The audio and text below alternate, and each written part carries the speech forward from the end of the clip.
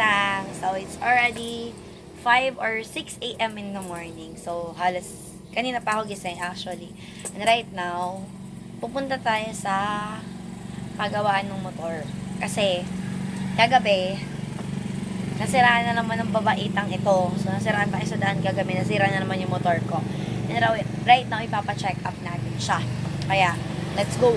Iangkas muna natin yung motor natin dito. Then, let's go.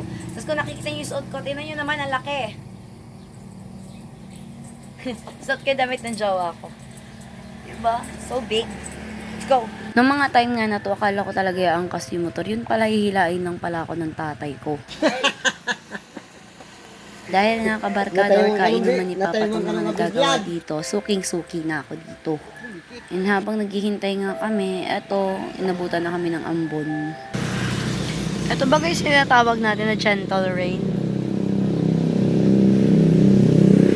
It's a thunder rain. Konoha. So, bahay na tayo guys. Napaayos ko na yung motor. And medyo magre-ready na tayo para makagwala na rin tayo sa work. Let's go. So, andito na tayo guys. So, katapos ka lang maligo.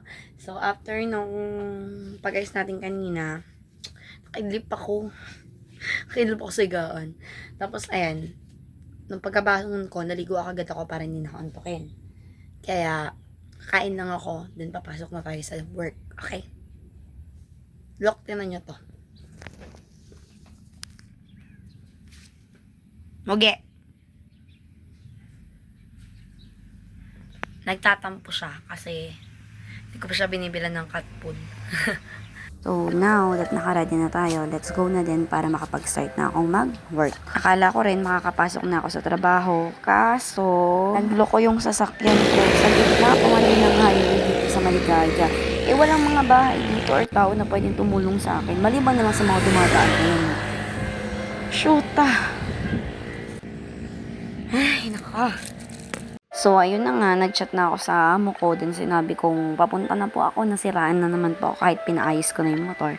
So, eto naman, another gastos na naman at kaltas na naman sa pera. Let's go! So, after ko nga mapagawa yung motor, dumiretso na din ako sa work. And halos napakalaki din na gastos ko para to. Kasi pinalitan na ng bearing, change oil na. Yung bearing daw kasi sa likuran yung problema, kaya umaandar siya mag-isa tapos mahirap na siyang paandarin. At least, napaayos ko na siya. Wala na ako masyadong po problemahin. Well, malaki din yung nagastos ko pero it's okay kaysa naman na-disgrasya tayo sa daan, diba? And, noong mga time na to, hindi na ako napag-video. Actually, pumunta kami sa patay ng mga gabi niyan. Hindi na tuloy yung duty ko. Nagpaalam ako agad kasi namatay yung kaklase ko nung high school. Nakiramay kami.